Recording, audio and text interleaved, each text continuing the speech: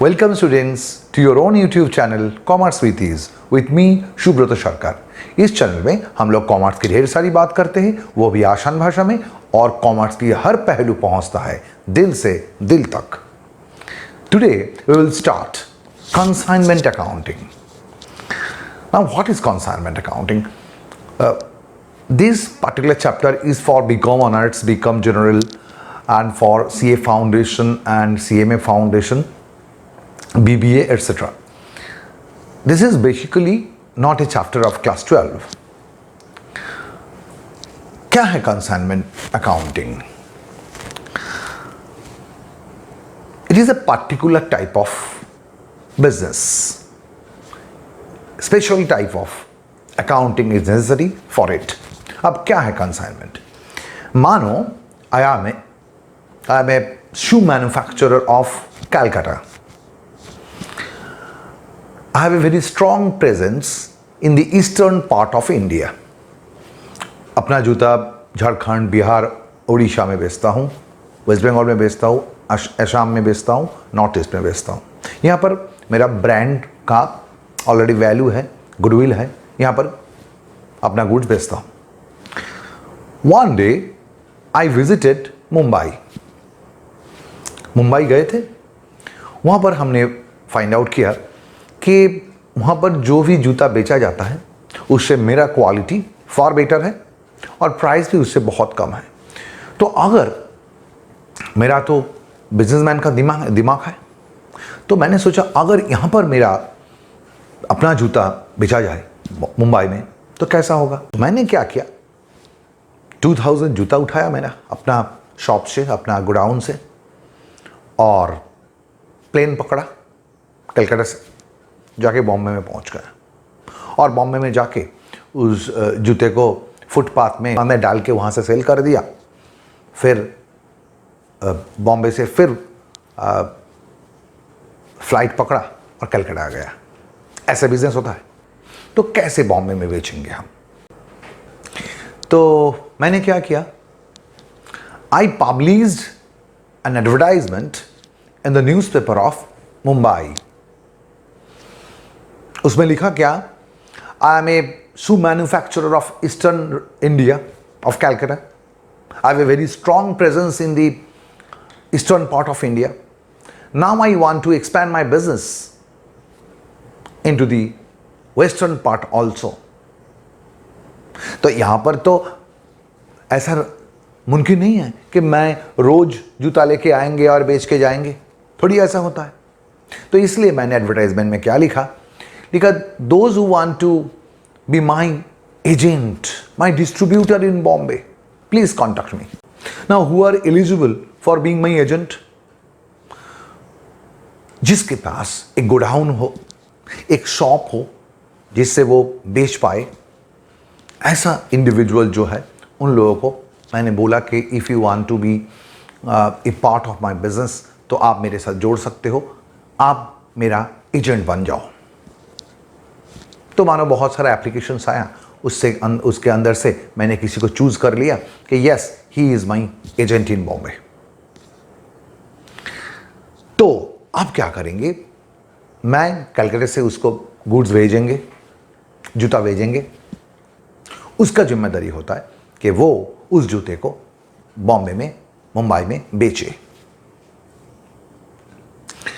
अब मैं यहां पर लिखा, I am a manufacturer or wholesaler of shoes in Calcutta. I am sending goods to Mumbai. Now who is that person? He is my agent. इसे हम लोग agent कहते हैं। He is my agent.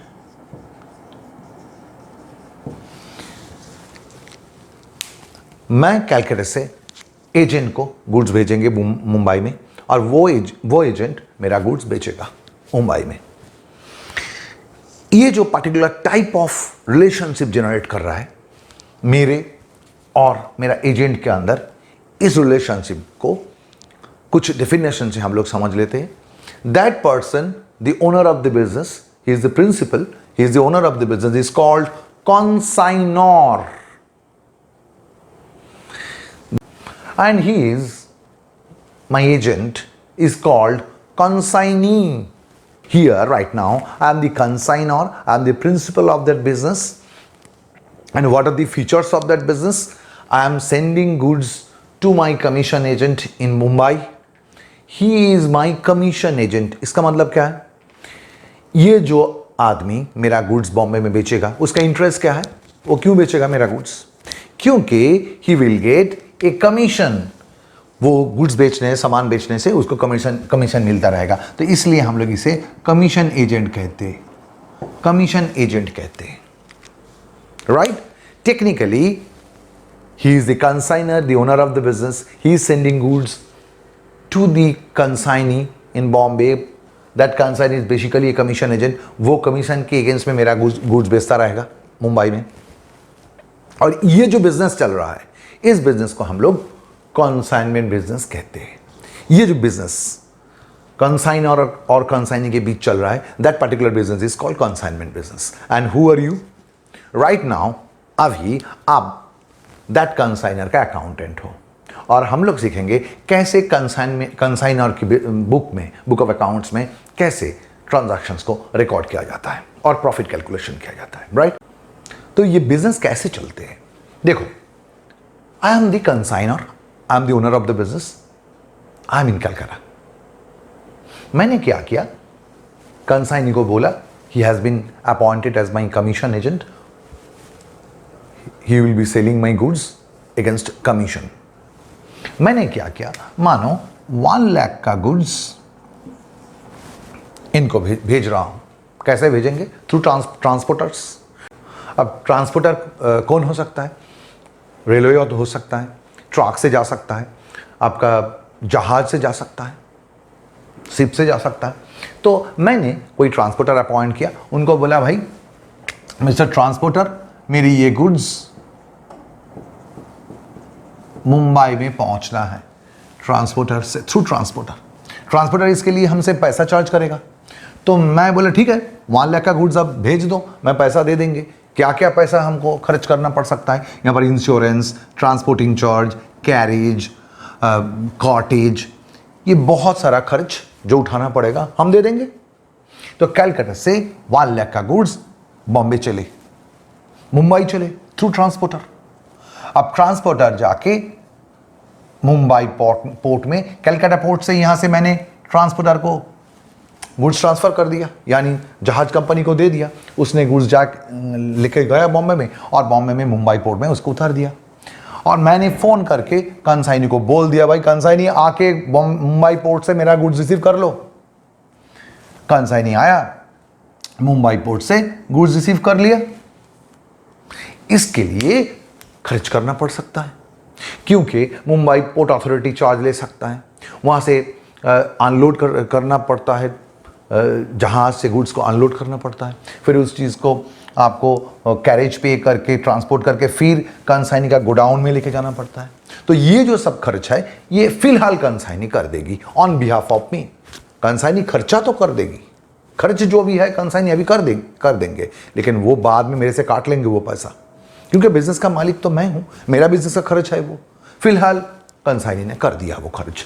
तो मुंबई पोर्ट में पहुंचा, consignee ने खर्च करके उस गुड्स को मुंबई पोर्ट से लेके गया, और कहां लेके गया? अपना गोडाउन में. मुंबई में उनका जो गोडाउन है वहां पर जाके रखा. फिर मुंबई गोडाउन से उसने धीरे धीरे गुड्स को बेचना शुरू कर दिया. किसको बेचेंगे? जिनको बेचेंगे उसको हम लोग बायर कहेंगे. They are buyers, they are purchaser of my goods. तो बिजनेस कैसे चल रहा है?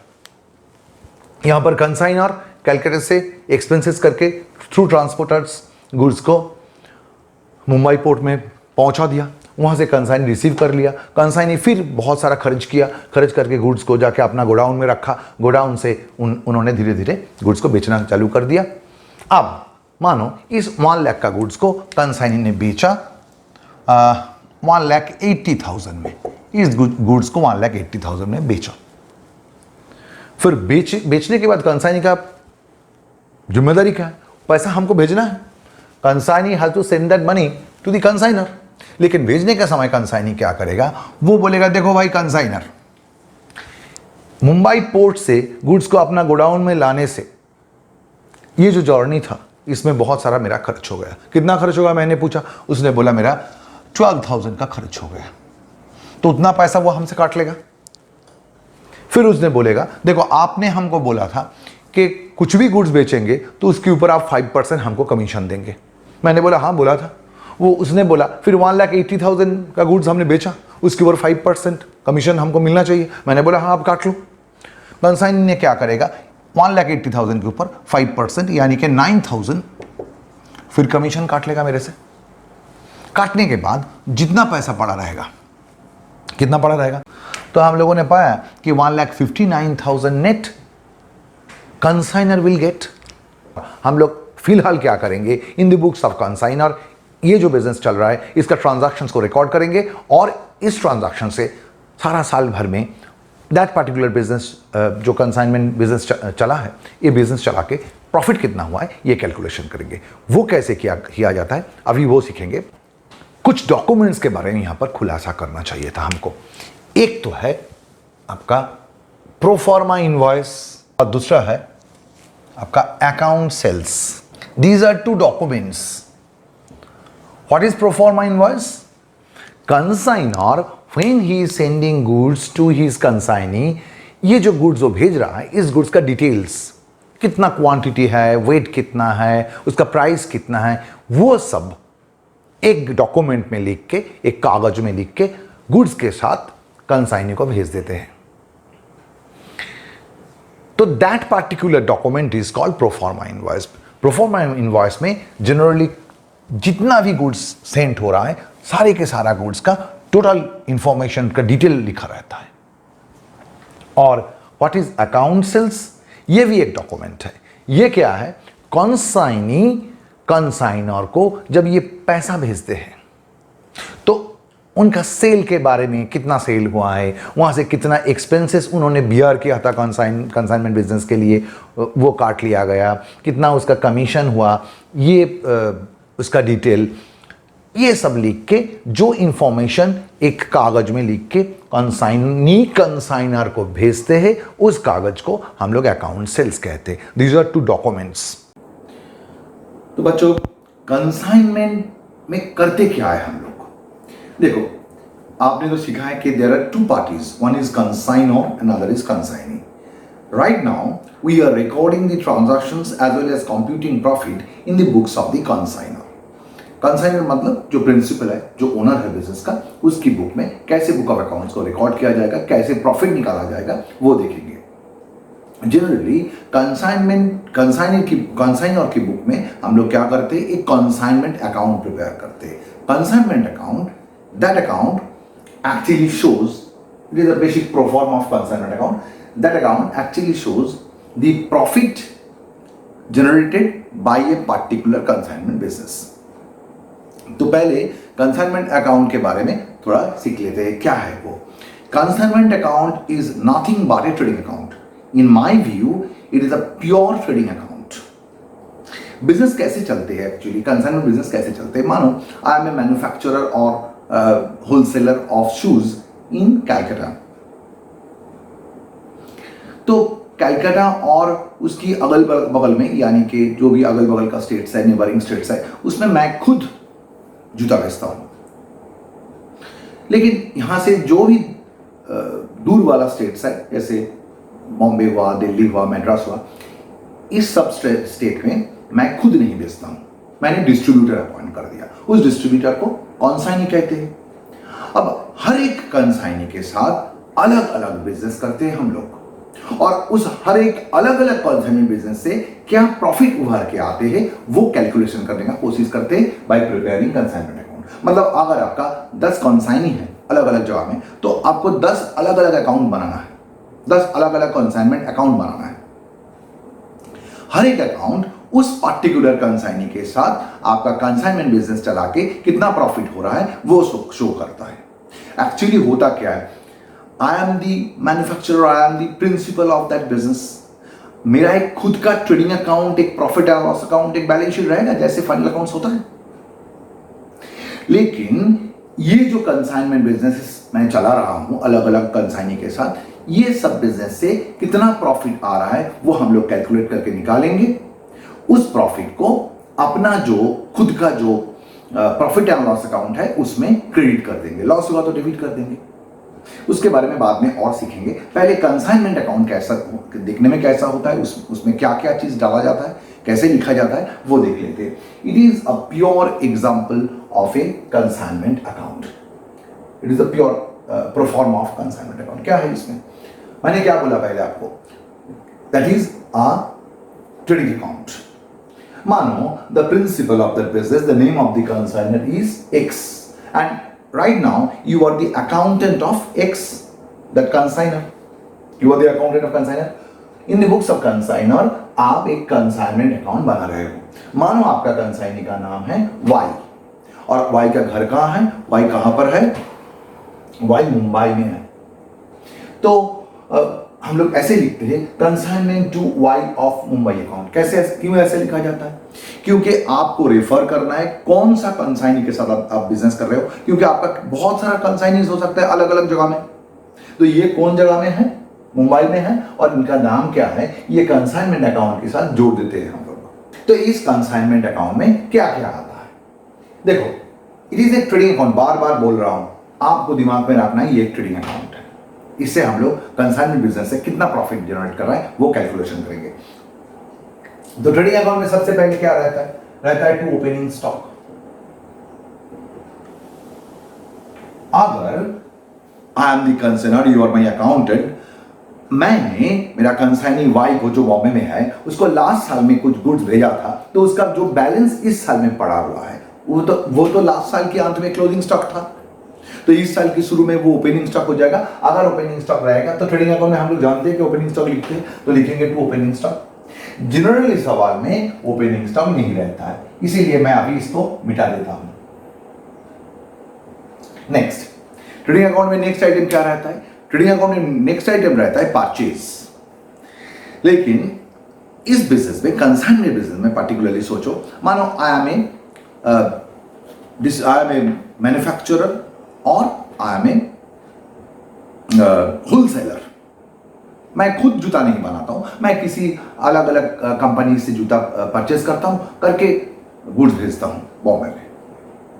तो सोच के देखो, मैं अगर अलग अलग कंपनी से जूता परचेज किया है कि हमको बॉम्बे में भेजना है, कंसाइनी को भेजना है, तो मैंने परचेज किया तो यहां पर रिकॉर्ड कर देंगे क्या? क्योंकि क्यों नहीं करेंगे? परचेज करने से क्या बिजनेस चालू हो जाता है यहां पर। मानो मैंने गुड्स परचेज किया, परचेज करके बैठा हुआ हूं, मैंने गुड्स नहीं भेजा बॉम्बे में मेरा कंसाइनी को, तो कंसाइनमेंट बिजनेस थोड़ी चालू होगा। तो कंसाइनमेंट बिजनेस कैसे स्टार्ट होता है? Whenever I am sending goods to Bombay, मैंने परचेज किया या मैन्युफैक्चर किया, और मैंने उस मैन्युफैक्चर या परचेज किया गुड्स को जब बॉम्बे में भेजेंगे मेरा कंसाइनी को, तब चालू होगा कंसाइनमेंट बिजनेस। तो इसीलिए हम लोग यहां पर टू परचेज नहीं लिखते। ट्रेडिंग अकाउंट में गुड्स एंटर कैसे करता है, आपने परचेज किया है या मैन्युफैक्चर किया है, तभी ना आपका ट्रेडिंग में गुड्स का एंटर होता है। तो कंसाइनमेंट बिजनेस में गुड्स एंटर कैसे होता है बिजनेस में? जब आपका परचेज किया या मैन्युफैक्चर किया हुआ गुड्स बिजनेस में भेजते हो, कंसाइनी को भेजते हो। तो भेजने का इंग्लिश क्या होता है? गुड्स सेंड करना। तो टू परचेज ना लिखते हुए हम लोग क्या लिखेंगे? बिजनेस शुरू हो रहा है ट्रेडिंग अकाउंट में, to goods sent on consignment account. Goods sent on consignment account लिख के हम लोग गुड्स कंसाइनी को भेज देंगे। नेक्स्ट, बहुत सारे क्वेश्चंस उठ सकता है, उसका आंसर धीरे धीरे हम लोग खुलासा करेंगे आंसर का। नेक्स्ट, गुड्स भेजने में, अच्छा सोच के देखो, मैं क्या है कलकत्ता से और बहुत 2 lakh pairs of shoes Calcutta से फेंक देंगे, बॉम्बे पहुंच जाएगा। If I shows goods to Bombay, तो ये क्या आसमान से चला जाएगा? अरे आपको तो ये भेजना है थ्रू ट्रांसपोर्टर्स। तो कलकत्ता से बॉम्बे गुड्स भेजने में क्या होगा? आपका एक्सपेंसेस अराइज कर जाएगा। जो भी खर्च कंसाइनर उठाएगा, आप मेरा अकाउंटेंट हो, मेरा ट्रेडिंग अकाउंट में खर्च बोल के दिखाओगे। कंसाइनर जो खर्च करता है उसे हम लोग टू बैंक अकाउंट लिखते हैं, क्योंकि ये खर्च से तो कंसाइनर का पैसा घट जाता है, कंसाइनर का खर्च हो जाता है, बैंक से पैसा गुज आउट हो जाता है। तो इसलिए हम लोग क्या लिखा? कंसाइनमेंट बिजनेस में टू बैंक अकाउंट। कोई कोई पूछता है अच्छा हम लोग यहां पर टू बैंक क्यों लिखा, मैंने मानो कैरेज एक्सपेंसेस किया तो टू कैरेज क्यों नहीं लिखेंगे, या मैंने सैलरी पे किया, या मैंने डॉग ड्यूज पे किया, हमने कॉटेज पे किया, हमने इंश्योरेंस पे किया। तो जैसे ट्रेडिंग अकाउंट या पीएल में हम लोग नाम एक्सपेंसेस का नाम से रिकॉर्ड करते हैं, टू इंश्योरेंस, टू कैरेज, वैसे क्यों नहीं करेंगे? इसका आंसर भी देंगे हम लोग, लेकिन आज नहीं बोलेंगे। दिस इज इंट्रोडक्टरी वीडियो, सब कुछ खुलासा करेंगे आने वाला वीडियो में, बोलते रहेंगे ये सब क्यों हम लोग टू बैंक लिख दिया। ट्रेडिंग अकाउंट में जैसे लिखा जाता है to wages, to carriage, to cartage, to dock dues, ऐसे खर्च को क्यों नहीं दिखाया गया यहां पर, क्यों टू बैंक से पोस्टिंग ले रहा हूं? इसका आंसर है, ये कोई रखने वाला चीज नहीं है, लॉजिक है इसके पीछे में। हम लोग उसका खुलासा नेक्स्ट आने वाला वीडियो में करते रहेंगे, देखते रहना आने वाला वीडियो। तो हम लोग जो भी खर्च कंसाइनर ने किया गुड्स को कलकत्ता से बॉम्बे में भेजने के लिए, उसको लेके हम लोग लिखेंगे to bank account expenses paid. फिर रास्ते में जाते जाते मानो ऐसा हो सकता है कि कुछ गुड्स लॉस्ट इन ट्रांजिट हो गया, यानी कि रास्ते के अंदर गुड्स खो गया, चोरी हो गया, तो ये तो लॉस है, और ऐसा लॉस को हम लोग एबनॉर्मल लॉस कहते हैं। सोच के देखो, जब आप लोगों ने फाइनल अकाउंट्स बनाया था क्लास 11-12 में, आप तो ग्रेजुएशन में हो, क्लास 11-12 में जब आपने फाइनल अकाउंट्स बनाया था तो एबनॉर्मल लॉस अगर होता था तो आप क्या करते थे? आप full amount of abnormal loss को ट्रेडिंग अकाउंट में क्रेडिट करते थे। वो भी क्यों करते थे, इसका भी आंसर है, इसका भी बहुत स्ट्रॉन्ग लॉजिक है क्यों ट्रेडिंग अकाउंट की क्रेडिट साइड में लिखा जाता था। मैं एक क्वेश्चन कर रहा हूं कि देखो, है तो वो एबनॉर्मल लॉस, आपका तो एबनॉर्मल लॉस होता है, वो तो है लॉस, तो लॉस को आप ट्रेडिंग की इनकम साइड में क्यों दिखाते हो? यानी कि आपका लॉस हुआ उससे आपका इनकम हो जाता है क्या? फिर आप क्रेडिट साइड में क्यों दिखाते हो? हम लोग तो दिखाते हैं ना, फाइनल अकाउंट जब बनाते थे क्या करते थे, जो भी एबनॉर्मल लॉस होता था उसको फुल अमाउंट ऑफ लॉस को हम लोग ट्रेडिंग अकाउंट में क्रेडिट करते थे। ये भी एक ट्रेडिंग अकाउंट है, तो अगर एबनॉर्मल लॉस होगा तो यहां पर भी क्रेडिट करना पड़ेगा। लेकिन क्वेश्चन एक अराइज करता है, अच्छा स्टूडेंट लोग पूछता है कि है तो एबनॉर्मल लॉस, है तो लॉस, अब लॉस को तो डेबिट साइड में लिखते हैं हम लोग ट्रेडिंग पीरियड में, तो यहां पर क्यों लिखा गया क्रेडिट साइड में? अब लॉस को क्रेडिट में लिखने से क्या होता है, प्रॉफिट तो बढ़ जाता है, तो कंपनी क्या करेगा, आपका खुद का गुड्स का एबनॉर्मल लॉस के हवाले कर देगा और क्रेडिट साइड में लिख के प्रॉफिट बढ़ा लेगा। तो यूं ऐसा क्यों किया जाता है? ढूंढना आंसर इसका क्यों होता है, हम खुलासा करेंगे आने वाला वीडियो में, देखते रहना आने वाला वीडियो। तो जो भी है, हम लोग फाइनल अकाउंट में जैसे ट्रेडिंग अकाउंट में एबनॉर्मल लॉस को क्रेडिट साइड में शो करते थे वैसे करेंगे। यहां लिखा यहां पर एबनॉर्मल लॉस को एक स्पेसिफिकली नाम दिया गया, जो लॉस इन ट्रांजिट होता है यानी कि रास्ते के अंदर होता है, उसे हम लोग एबनॉर्मल लॉस ना कहते हुए बाय लॉस इन ट्रांजिट लिख रहा हूं, है तो ये एबनॉर्मल लॉस, जैसे ट्रेडिंग में एबनॉर्मल लॉस दिखा जाता है। फिर ऐसे जाके गुड्स बॉम्बे में पहुंच गए और कंसाइनी को मैंने फोन कर दिया था कि भाई बॉम्बे में गुड्स पहुंच रहा है, आप जाके रिसीव कर लो। कंसाइनी बॉम्बे में सीपीयार्ड में गया, सिख से भेजा था मैंने, सीपीयार्ड में पहुंचा, वहां पर जाके खुद का डॉक्यूमेंट्स दिखाया और जो ट्रांसपोर्टर था उससे गुड्स को रिसीव कर लिया। आप गुड्स का जिम्मेदारी किसका है? कंसाइनी का है। Consignee is the now trustee of the goods. वो गुड्स को लेके जहाज से गुड्स को अनलोड किया, खर्च है उसमें खर्च किया, फिर गुड्स को ट्रॉली से कॉटेज पे करके डॉक से बाहर निकाला, वहां पर डॉक अथॉरिटी उसे डॉक चार्ज ले लिया, डॉक ड्यूज बोलते हैं हम लोग। फिर इसको फिर लोड किया लॉरी में, ये भी खर्च किया कंसाइन, लॉरी में लोड करके उसको फिर लॉरी फेयर पे करके अपना गोडाउन में लाया, फिर गोडाउन में गुड्स को उतारा, वहां पर भी खर्च है, कूली चार्जेस एक्सेट्रा पे करना पड़ा, फिर गोडाउन में गुड्स को रखा, उसमें godown rent, godown insurance, godown के पास सैलरी, ये सब खर्च होता रहेगा। तो इतना सारा खर्च कौन उठा रहा है? फिलहाल कंसाइन उठा रहा है, लेकिन खर्च किसका है? अपना है, कंसाइनर का खर्च है। अभी कर तो रहा है कंसाइनी, कंसाइन मेरे से काट लेगा वो पैसा, मतलब खर्च किसका हुआ? खर्च तो अपना है, कंसाइनर का है, अब कर रहा है कंसाइनी।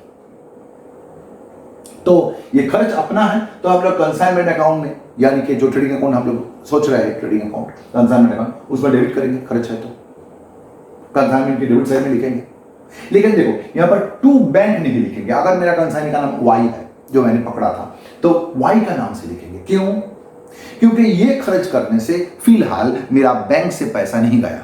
क्या हुआ? वाई मेरा क्रेडिटर बन गया। वाई अपना खर्च वाई कर दिया, वाई तो बाद में मेरे से काट लेगा पैसा, तो वाई मेरा क्रेडिटर बन गया। इसलिए हम लोग एंट्री लिया consignment account debit to Y account. Y मेरा क्रेडिटर बन गया। Y on behalf of me जो भी खर्च किया उसको यहाँ पर रिकॉर्ड करेंगे एक के बाद एक। इसके बाद वाई क्या करेगा? गुड्स बेचता रहेगा बॉम्बे में, तो गुड्स बेचेगा तो वो तो मेरा इनकम है, थोड़ी वाई का इनकम है। Y on behalf of me, he is my agent, तो on behalf of me Y is selling goods in Bombay, तो वो तो मेरा अपना इनकम हुआ। तो ट्रेडिंग अकाउंट की क्रेडिट साइड में सेल का पोस्टिंग लेंगे, लेकिन फिर बाई सेल्स नहीं लिखेंगे। क्यों नहीं लिखेंगे बाई सेल्स? जैसे ट्रेडिंग अकाउंट में हम लोग सेल्स होगा तो बाई सेल्स लिखते हैं, यहाँ पर बाई सेल्स क्यों नहीं लिखेंगे? इसका भी कारण है, आज नहीं, इंट्रोडक्टरी वीडियो में नहीं, नेक्स्ट वीडियो में बोलेंगे।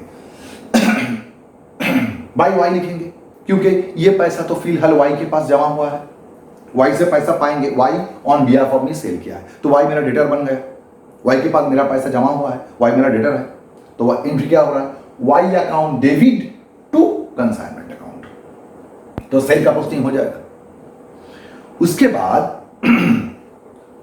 वाई गुड्स बेचने के बाद हमसे क्या बोलेगा भाई मैंने तो गुड्स बेच दिया, तो मेरा कमीशन ड्यू होता है, दे दो मेरा कमीशन।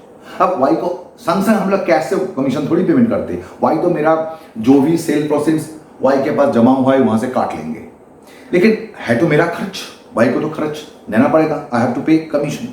तो उस कमीशन अपना खर्च है, तो हम लोगों ने खर्च की तरफ लिखा टू वाई अकाउंट, यानी कि एंट्री टू वाई। क्यों लिखा?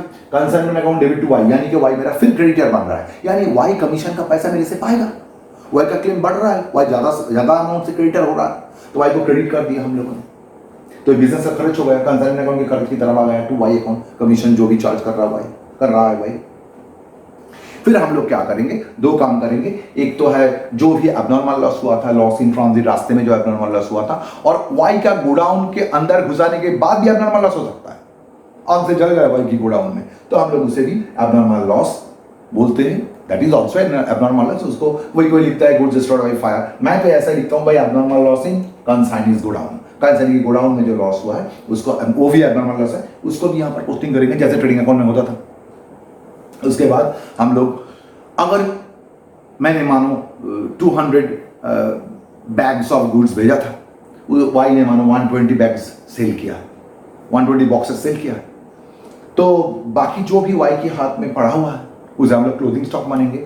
और जैसे ट्रेडिंग अकाउंट में बाई क्लोजिंग स्टॉक लिखते हैं, ऐसे बाई क्लोजिंग स्टॉक लिख देंगे। मैं तो लिख देता हूँ बाई स्टॉक ऑन कंसाइनमेंट, कोई बाई आंसर स्टॉक लिखता है, बाई क्लोजिंग स्टॉक लिखता है, कुछ भी लिखो। जो क्लोजिंग स्टॉक जैसे ट्रेडिंग अकाउंट में हम लोग क्रेडिट करते हैं वैसे कर देंगे। तो यहां से आपका जैसे ट्रेडिंग अकाउंट में होता है, इधर आपका ट्रेडिंग अकाउंट का क्रेडिट साइड है, ये डेबिट साइड है, बैलेंस करेंगे, तो जो भी प्रॉफिट उभर के आएगा वो दैट पार्टिकुलर कंसाइनमेंट बिजनेस का प्रॉफिट है, यानी कि वाई नाम का जो कंसाइनी मेरा बॉम्बे में है उसके साथ बिजनेस करके मेरा कितना प्रॉफिट हो रहा है वो यहां से निकल जाएगा, और इसको हम लोग क्या करेंगे? प्रॉफिट एंड लॉस अकाउंट में ट्रांसफर कर देंगे। कौन सा प्रॉफिट एंड लॉस अकाउंट? मैंने पहले क्या बोला था, आई एम ए बिजनेसमैन, मैं कंसाइनमेंट में भी गुड्स बेचता हूं और अपना एरिया में मैं खुद बेचता हूं, तो मेरा तो एक trading account profit and loss account खुद का रहेगा। वो जो प्रॉफिट एंड लॉस अकाउंट मेरा जो general profit and loss account होगा, उस प्रॉफिट एंड लॉस अकाउंट में ये वाला प्रॉफिट ट्रांसफर हो जाएगा, इसे प्रॉफिट एंड कंसाइनमेंट कहते हैं, ये उस अकाउंट में ट्रांसफर हो जाएगा।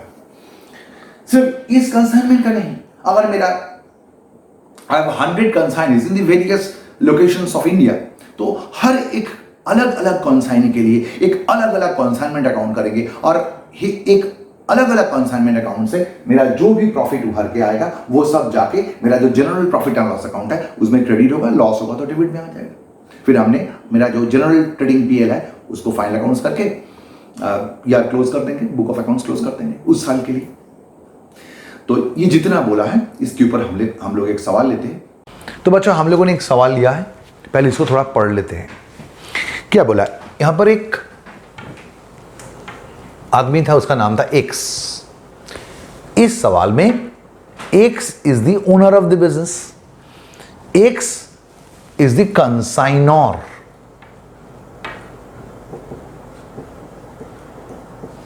एक्स ने क्या किया?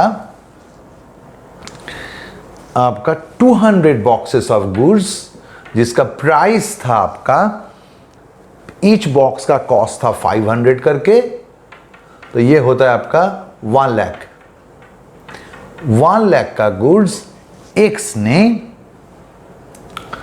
कंसाइनमेंट बेसिस में सेल करने के लिए उनका कंसाइनी वाई को भेजा। वाई कहां रहते हैं? मुंबई में। एक्स कहां रहते हैं? कलकत्ता में। तो एक्स ने इतना गुड्स वाई को भेज रहा है। क्यों? क्योंकि वाई उनका कंसाइनी है, वाई उनका कमीशन एजेंट है, वाई ये गुड्स बेच देंगे मुंबई में। लेकिन कलकत्ता से मुंबई भेजने के लिए एक्स को कुछ खर्च उठाना पड़ा। क्या क्या खर्च उठाना पड़ा? देखो 5000, क्या क्या खर्च उठाना पड़ा? देखो एक्स को एक्सपेंसेस ऑफ कंसाइनर, क्या क्या खर्च उठाना पड़ा? उनको कैरेज खर्च उठाना पड़ा 5000 कैरेज, फिर आपका ट्रांसपोर्ट चार्जेस 10,000, फिर आपका इंश्योरेंस 3000 और फिर आपका फ्रेट यानी शुल्क, फ्रेट खर्च 2000 उठाना पड़ा। इतना सारा खर्च, टोटल कितना खर्च हुआ? 20,000। कलकत्ता से मुंबई में 1 लाख का गुड्स भेजने के लिए 20,000 खर्च कंसाइनर को उठाना पड़ा। तो गुड्स कलकत्ता से बॉम्बे पहुंचा, लेकिन जाते जाते रास्ते में कुछ अनहोनी हो गए। नाउ 10 बॉक्सेस जब कलकत्ता से बॉम्बे में गुड्स सेंड किया एक्स ने, तो रास्ते में क्या हुआ? 10 बॉक्सेस वेर लॉस्ट, खो गए रास्ते में। इसे हम लोग क्या कहते हैं? Abnormal loss. तो यहां पर भेजा कितना था? 200 बॉक्सेस, 10 बॉक्सेस रास्ते में खो गए। तो कंसाइनी के पास मुंबई में जाके पहुंचा आपका 200 बॉक्सेस भेजा था, 10 बॉक्सेस एबनॉर्मल लॉस हो गया, तो 190 बॉक्सेस मुंबई में जाके पहुंचा। कंसाइनी ने रिसीव किया। कंसाइनी ने क्या किया? इस 190 बॉक्सेस को अपना गोडाउन में लेके गए और यहां पर कंसाइनी को कुछ खर्च उठाना पड़ा। कंसाइनी क्या क्या खर्च किया? कंसाइनी ने यहां पर अनलोडिंग चार्जेस किया, कैरेज टू गोडाउन पे किया 5000, डॉक ड्यूज पे किया, गोडाउन रेंट पे किया, इंश्योरेंस पे किया, एडवर्टाइजमेंट पे किया। इतने बहुत सारा एक्सपेंसेस कंसाइनी ने किया। कंसाइनीज एक्सपेंसेस हुआ कुछ। उसके बाद क्या किया? कंसाइनी अपना गोडाउन में गुड्स को डाला, फिर गोडाउन से कंसाइनी गुड्स को बेचा, सेल किया। कितना गुड्स बेचा कंसाइनी? पढ़ के देखो। 120 बॉक्सेस सेल किया। 120 बॉक्सेस कितना करके सेल किया? सवाल में बोला है 900 करके सेल किया। अब बेचने के बाद जो पैसा आया कंसाइनी के पास, उस पैसे से कंसाइनी क्या करेगा? 5% कमीशन यहां पर कंसाइनी को मिलेगा। जितना पैसा आएगा उससे कंसाइनी अपना कमीशन काट लेगा। यहां पर जितना भी खर्च कंसाइनी ने किया है वो सब खर्च काट लेगा। काटने के बाद कंसाइनी क्या करेगा? बाकी पैसा कंसाइनर को भेज देगा। यही है बेसिक जो भी ये प्रॉब्लम है। आपको क्या करना है? Now you have to record the transactions and prepare consignment account. अब कंसाइनमेंट अकाउंट क्या है? Consignment account is a basically trading account. It is prepared by consignor to record the transactions as well as to compute the profit of consignment business। ये जो particular consignment business X consignor के साथ उनका consignee Y का चल रहा है, इस बिजनेस से कोई एक पर्टिकुलर साल में, कोई एक पर्टिकुलर ईयर में कितना प्रॉफिट जनरेट कर रहा है, वो कैलकुलेशन करने के लिए एक ये कंसाइनमेंट अकाउंट बनाया जाता है। सवाल को पढ़ते, X of Kolkata send 200 boxes of medicine to Y of Mumbai to be sold on consignment basis. X is the यहाँ पर the principal, he is the consignor, he is sending goods to Bombay to his consignee Y। 200 boxes send किया गया और उनको बोला गया कि consignment business में इसको बेचना है। Y भाई आपको consignment basis में बेचना है इसको। Cost of each box were 500। Cost of each box were 500। एक बॉक्स का कॉस्ट बोला है 500 और X paid the following expenses। अब सवाल शुरू करते, रिकॉर्डिंग शुरू करते, प्रॉफिट कैलकुलेशन किया जा रहा है। जनरली एक बात याद रखो, फिर बोल रहा हूं, ये सब का खुलासा नेक्स्ट वीडियो में और करेंगे। जनरली कंसाइनमेंट बिजनेस में अलग से ट्रांजैक्शन को रिकॉर्ड नहीं किया जाता है। इसी अकाउंट के जरिए हम लोग ट्रांजैक्शंस को भी रिकॉर्ड करते हैं और प्रॉफिट को भी कैलकुलेशन करते हैं। अलग से कोई जैसे करते हैं हम लोग जर्नल करके अलग से, फिर लेजर बनाते हैं, फिर ट्रायल बैलेंस, फिर फाइनल अकाउंट्स, ऐसे नहीं किया जाता है। इसी अकाउंट के जरिए हम लोग ट्रांजैक्शंस को भी रिकॉर्ड करते हैं और प्रॉफिट भी निकाल लेते हैं। That is the beauty of consignment accounting. तो हम लोग शुरू करते हैं। तो पहला ट्रांजैक्शन, यहाँ there was no pending stock, तो ट्रेडिंग अकाउंट में, यानी कंसाइनमेंट अकाउंट को बार बार बोल रहा हूं, it is a pure trading account. As per my view it is a pure trading account. इसमें बिजनेस कहां से चालू हो रहा है? Whenever you are sending goods to Bombay. तो हम लोग लिखेंगे consignment account in the books of X consignor, consignment Y of Mumbai account. उसमें आप शुरू करते हैं to goods send consignment account. तो कितना गुड्स आपने सेंड किया है? आपने सेंड किया है 200 बॉक्सेस गुड्स, और हर एक बॉक्स का कॉस्ट था आपका 500। तो इसको मल्टीप्लाई कर दो, टोटल वैल्यू ऑफ गुड्स से निकाल जाएगा आपका 1 लाख। हो गया गुड्स सेंट। अब हम लोग क्या करेंगे? आप देखेंगे इस गुड्स को भेजने के लिए कंसाइनर ने कंसाइन को भेजने के लिए क्या क्या खर्च किया है। तो सवाल को पढ़ते देखो। तो खर्च किया था आपका, कैरेज था आपका 5000। यहां पर एक इनर कलम ले लेना, एक इनर कलम ले लेना, अच्छा रहेगा। कैरेज देगा 5000, ट्रांसपोर्ट चार्ज लेंगे, ट्रांसपोर्ट चार्जेस हुआ था आपका 10,000। फिर आपका इंश्योरेंस था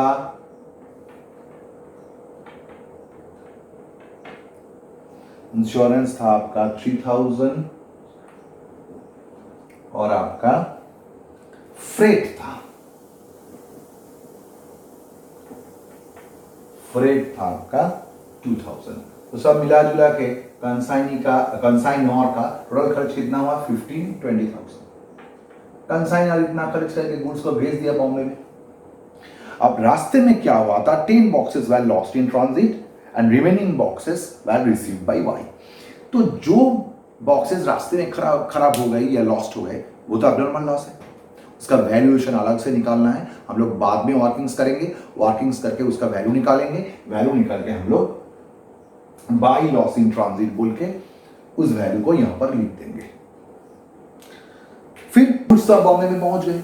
मुंबई में मेरा जो कंसाइनी था, वो now he is the trustee of the goods, वो जाके गुड्स को रिसीव कर लिया, ट्रांसपोर्टर से रिसीव कर लिया, और फिर उस गुड्स को अपना गोडाउन में लेके गए।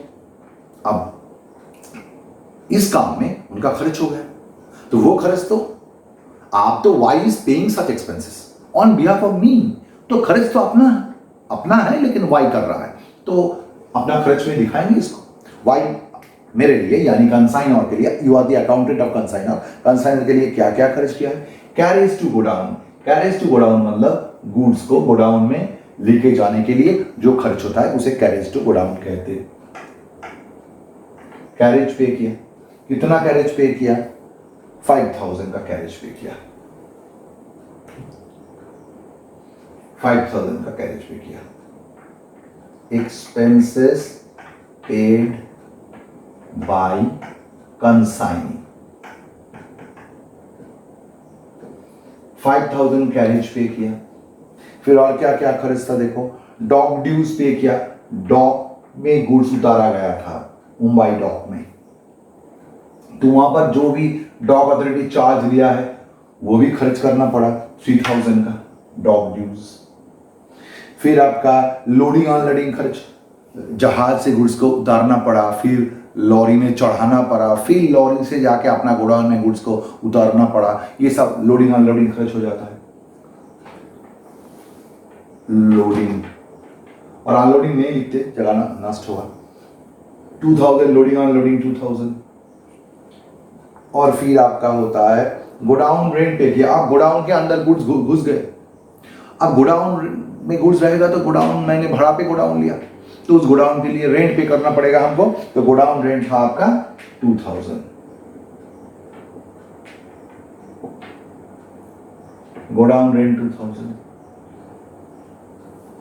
फिर आपने क्या किया? इंश्योरेंस देखिए, आप गोडाउन में गुड्स है, आग में जल सकता है, इसलिए हम लोग इंश्योरेंस बुक कर रहे हैं। इंश्योरेंस पे किया हम लोगों ने 3000, और क्या खर्च किया, और एडवर्टाइजमेंट। अब मुंबई में गुड्स बेचना है तो एडवर्टाइजमेंट खर्च उठाना पड़ा। एडवर्टाइजमेंट खर्च है आपका 1000। अब टोटल एक्सपेंसेस फिर वाई ने on behalf of me, on behalf of x कितना कर दिया, 5 3 8 10 12 15 16,000। This is consigning expenses. Consignee मेरे से काट लेगा ये पैसा, खर्च तो अपना है, वाई ने कर दिया है। फिर कंसाइनी ने क्या किया, गुड्स को बेचना चालू कर दिया, और क्या बोला, Y sold 120 boxes at the rate of 900 per box.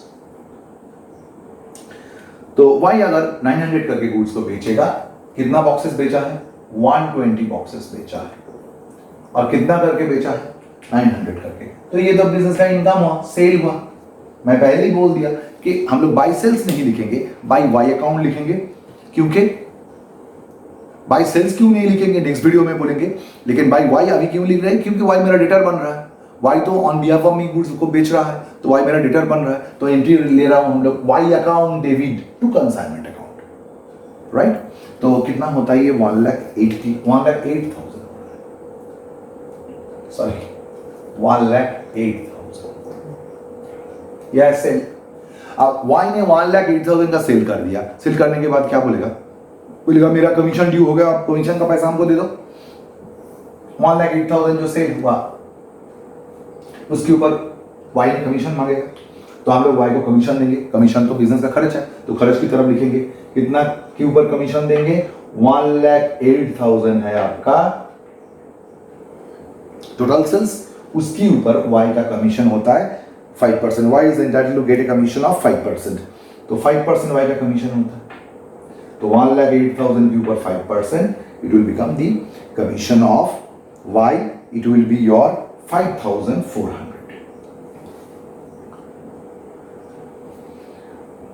आप तो लगभग सारे के सारे काम कर लिया। सिर्फ 3 चीज बाकी है यहाँ पर।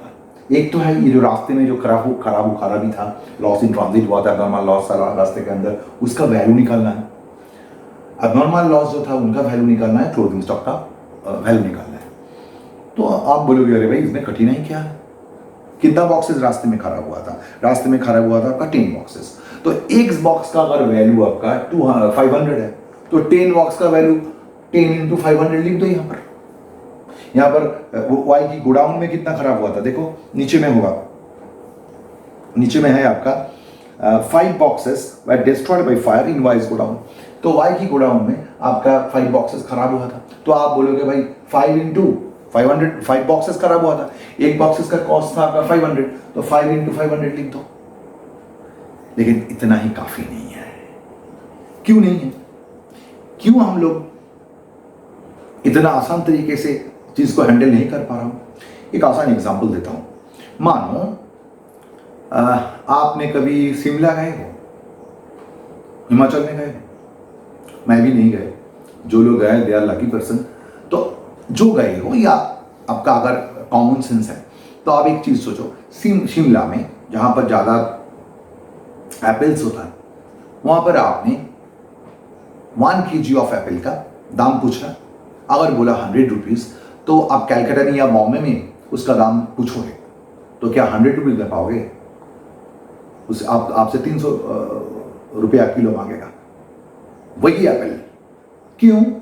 क्यों भाव बढ़ रहा है, प्राइस क्यों बढ़ गए? आसान बात है, आपका कॉमन सेंस अप्लाई करो।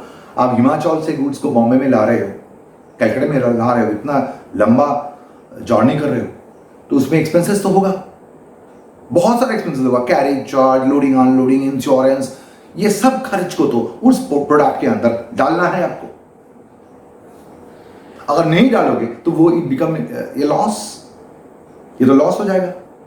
तो इसीलिए जब हम लोग कैलकाटा से बॉम्बे में गुड्स को भेज रहे हैं और रास्ते के अंदर जो भी खर्च हो रहा है, all those expenses should have been considered in valuation of abnormal losses as well as closing stock. आसान बात, मानो आपने ये पेन को खरीदा है, कहां से खरीदे? दिल्ली से खरीदे। दाम कितना लिया? मानो ये सोने का पेन है, 10,000 दाम लिया है आपसे। अब 10,000 दाम लिया, आपने सोचा कि इतना महंगा पेन है तो हम खुद नहीं लेके जाएंगे दिल्ली से बॉम्बे।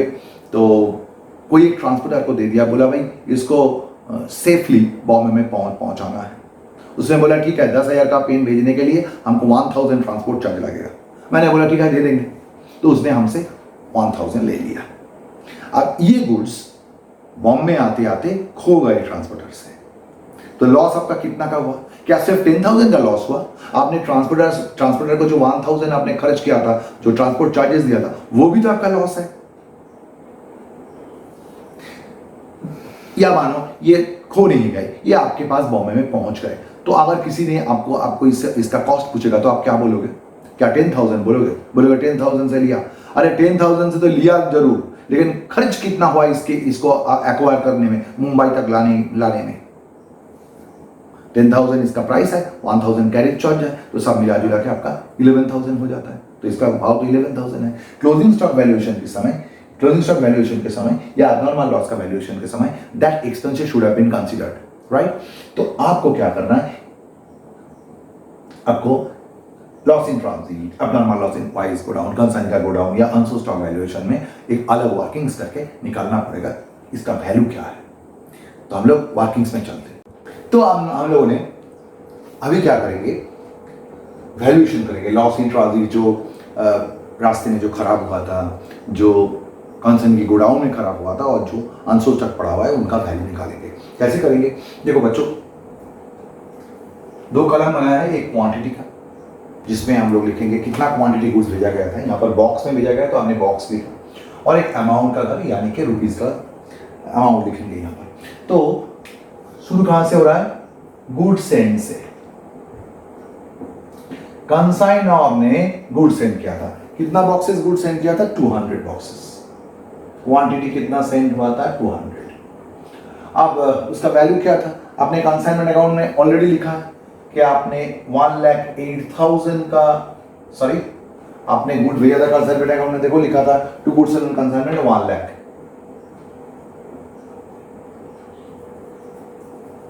1 लाख का गुड्स भेजा है, 200 बॉक्सेस जिसका वैल्यू है 1 लाख। अब इस गुड्स को कलकत्ता से बॉम्बे में भेजने के लिए कंसाइनर ने खर्च किया था।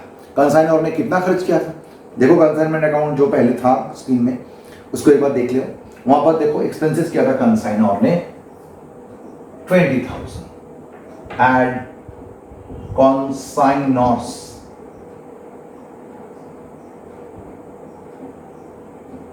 consignors expenses।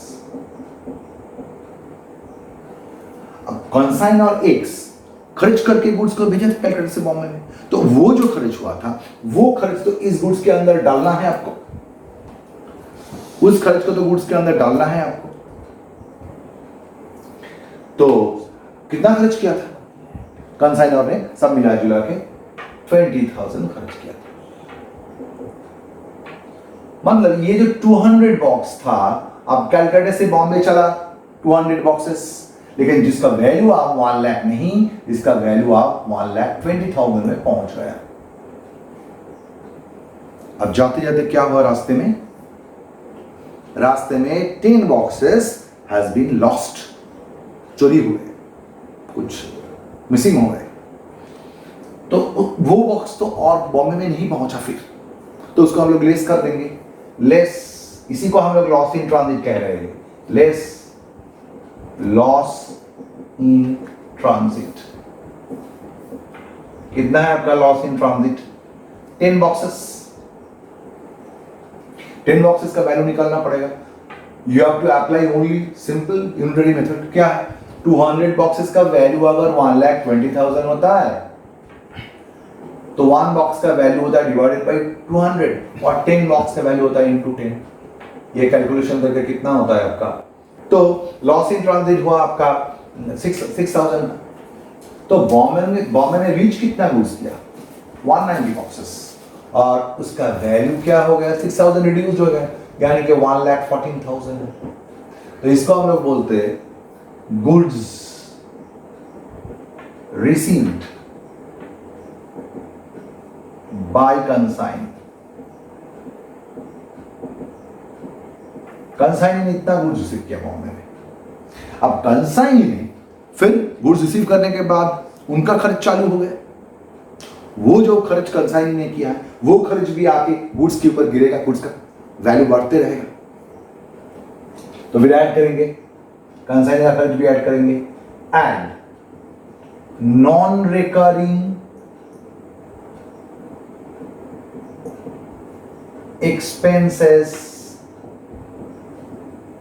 Of consignee. अब तुम बोलोगे ये क्या हुआ, कंसाइनी का एक्सपेंसेस तो समझ में आया, लेकिन नॉन रिकरिंग ये टर्म क्यों आया? जब हम लोगों ने कंसाइनर का एक्सपेंसेस लिखा था तब तो ये टर्म का नॉन रिकरिंग का यूज नहीं हुआ था, यहां पर क्यों हुआ? अब चीज को समझो। जो भी expenses in the process of consignment Calcutta से बॉम्बे में गुड्स भेजने में होता है, उसमें खर्च को हम लोग दो हिस्से में बांटवारा कर लेते हैं। एक है रिकरिंग एक्सपेंसेस और दूसरा है नॉन रिकरिंग एक्सपेंसेस। रिकरिंग का मतलब जो खर्च बार बार होता है, और जो खर्च एक बार होता है उसे हम लोग नॉन रिकरिंग खर्च कहते हैं। अब सोचो, कंसाइनर ने जो खर्च किया था, यानी कि कैरेज, कलकत्ता से बॉम्बे में गुड्स भेजने में कैरेज यानी कि ट्रांसपोर्टर को जो चार्ज दिया जाता है, इस पेन को भेज रहे हो, ट्रांसपोर्टर को कितना बार चार्ज दोगे बाबू? इस पेन को कलकत्ता से बॉम्बे में भेजने के लिए अब चार्ज कितना बार दोगे? अरे भाई एक ही बार दोगे। तो ये हुआ क्या? Non recurring expenses. फिर आपने कंसाइनर में क्या खर्च किया था? फिर किया था ट्रांसपोर्ट चार्जेस, वो भी लॉरी चार्ज या कोई जहाज का भाड़ा, जो भी बोलो, वो जो भी पे हुआ है वो भी एक बार पे होगा। कलकत्ता से बॉम्बे में गुड्स भेजने में तो एक बार खर्च होगा। फिर होगा आपका इंश्योरेंस, कलकत्ता से बॉम्बे जा रहा है जहाज से, तो जहाज में अगर चोरी हो जाता है, लॉस हो जाता है, तो उसके लिए आपने इंश्योरेंस बुक किया। इस गुड्स को कलकत्ता से बॉम्बे में भेजने में कितना बार इंश्योरेंस पे करोगे? एक बार पे करोगे। फिर था आपका फ्रेट यानी शुल्क। अगर गवर्नमेंट या डॉक अथॉरिटीज आपसे कोई फ्रेट लेगा, एक बार इस गुड्स को भेजने में तो वो एक बार ही खर्च लेगा। मतलब कंसाइनर का जो भी खर्च होता है, all are non recurring in nature, वो एक बार ही होता है, बार बार कतई नहीं होता है। इसलिए हम लोग कंसाइनर की एक्सपेंसेस में हम लोग नॉन रिकरिंग इसका कोई रेफरेंस नहीं दिया था, उसका कोई उस टर्म को यूज ही नहीं किया था, क्योंकि कंसाइनर का जो भी खर्च होता है, कंसाइनर का all are non recurring expenses. लेकिन कंसाइन के बारे में सोचो, कंसाइन का खर्च में जनरली दो हिस्सा होता है, एक तो रिकरिंग और दूसरा नॉन रिकरिंग। देखो क्या क्या नॉन रिकरिंग होता है और क्या क्या रिकरिंग होता है। देखो यहां पर कंसाइन ने पहले खर्च किया था कैरेज टू गोडाउन, यानी कि सीपीयार्ड से जहां गुड्स को डॉक में रिसीव किया, वहां से कैरेज पे करके अपना गोडाउन में लेके गया था। ये खर्च कितना बार करेगा कंसाइन? इस गुड्स को सीपीयार्ड में कंसाइन ने रिसीव किया और इस गुड्स को सीपीयार्ड से निकाल के अपना गोडाउन में लेके गया। कितना बार लेके जाएगा इसको गोडाउन में अपना? एक बार। उसके लिए एक बार खर्च पे करेगा, तो ये क्या हुआ? नॉन रिकरिंग एक्सपेंसेस है। फिर क्या किया था? Dock dues. डॉक अथॉरिटी उन लोगों से इस गुड्स को डॉक को यूज करके गुड्स को जहाज से आपने उतारा, फिर डॉक से आप उसको निकाला, तो डॉक अथॉरिटी डॉक ड्यूज लिया। डॉक ड्यूज इस गुड्स के ऊपर कितना बार लेगा? एक बार ही लेगा। फिर आया पर लोडिंग अनलोडिंग, आपने जहाज से गुड्स को उतारा, अनलोडिंग खर्च किया, फिर आपने लॉरी में उसको उठाया, लोडिंग खर्च किया, फिर आपने लॉरी से गुड्स को उतारा अपना गोडाउन में। ये जो खर्च हुआ है इस गुड्स के ऊपर एक बार ही होगा। बार बार होता है क्या? अब जहाज से कितना बार गुड्स को उतारोगे? एक बार नहीं तो उतर जाएगा, तो अनलोडिंग खर्च तो आप एक बार पे करोगे। फिर हुआ गोडाउन रेंट। अब ये गुड्स जाके गोडाउन में घुस गया। अब गोडाउन में अगर घुस जाएगा तो क्या होगा? जितना दिन तक ये गुड्स आप बेच नहीं पाओगे, आपका गोडाउन में ये गुड्स जितना मांद रहेगा उतना मांद का गोडाउन रेंट आपको पे करना पड़ेगा, बार बार पे करना पड़ेगा।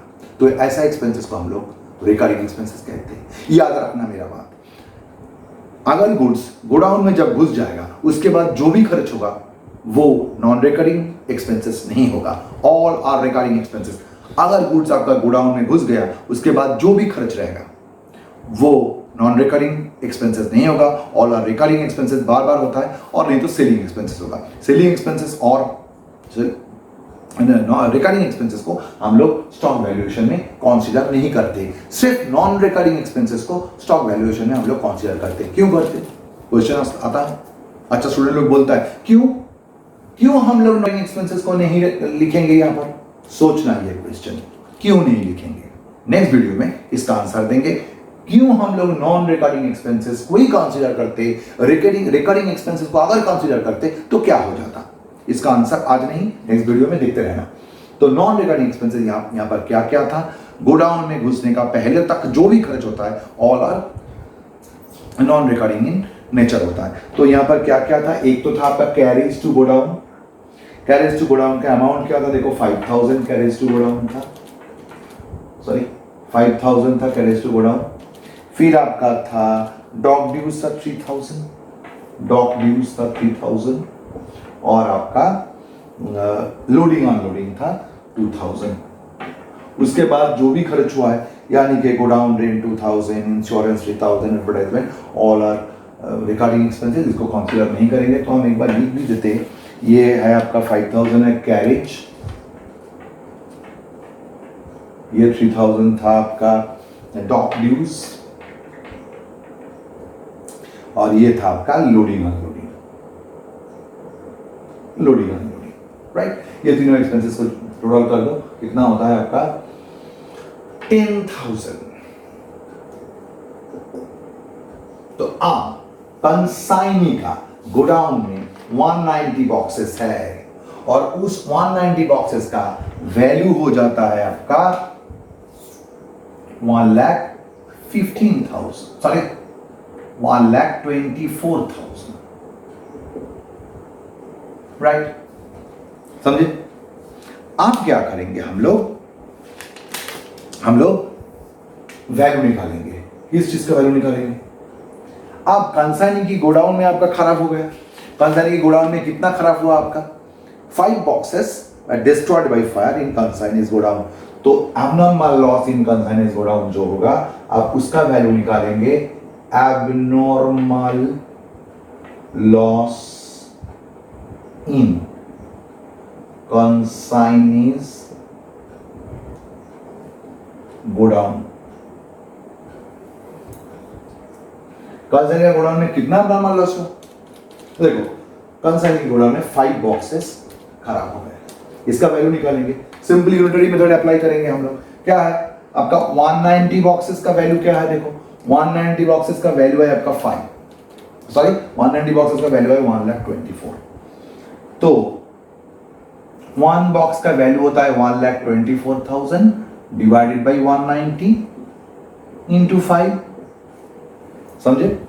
तो इसका वैल्यू आ जाता है, आप कैलकुलेशन करोगे तो 3263।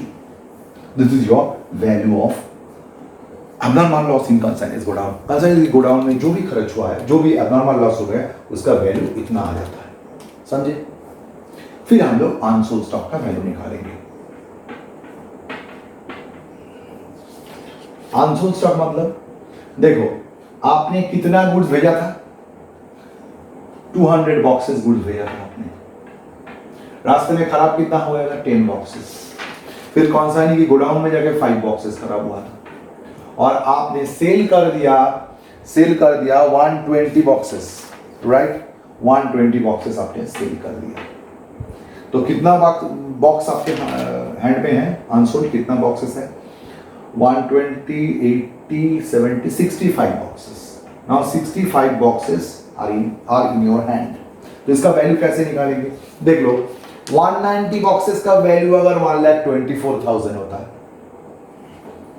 तो 1 बॉक्स का वैल्यू होता है 1,24,000 डिवाइडेड बाय 190, तो 65 बॉक्स का वैल्यू होगा इंटू 65। यहां पर 5 बॉक्स का वैल्यू होता है इंटू 5, तो 65 बॉक्स का वैल्यू हो जाएगा 1,24,000 डिवाइडेड बाय 190 इंटू 65 बॉक्स का वैल्यू इंटू 65, ये आ जाता है आपका 42,421। वाह, this is the value of closing stock. तो समझ में आया क्या किया हम लोगों ने? हमको अलग से क्वार्टिंग्स बनाना है और लॉस इन ट्रांजिट का वैल्यू निकालना है। कितना है? 6,000 लॉस इन ट्रांजिट का। फिर आपका कंसाइनी की गोडाउन में जो अबनॉर्मल लॉस होता है उनका वैल्यू निकालना है। आपको क्या करना है, प्रोपोर्शनेट एक्सपेंसेस उसके अंदर कंसीडर करना है। और अनसोल्ड स्टॉक, ये थोड़ा टेढ़ा हो गया है, अनसोल्ड स्टॉक जो 65 बॉक्सेस पड़ा हुआ है उसका वैल्यू भी निकालना है, वह है आपका 42,421। अब इसको क्या करेंगे, लेजर में पुश कर देंगे। तो चलो लेजर में चलते हैं। तो बच्चों हम लोगों ने वर्किंग्स करके abnormal loss, loss in transit और अनसोल्ड स्टॉक का वैल्यू निकाल लिया। अब यहां पर बिठा देंगे। क्या है, देखो आपका लॉस, अबनॉर्मल लॉस का वैल्यू है, लॉस इन ट्रांजिट का आपका वैल्यू आया था वर्किंग्स करके 6,000। और आपका अबनॉर्मल लॉस जो भी कंसाइनी की गोडाउन में हुआ था उसका वैल्यू आया था 3,263।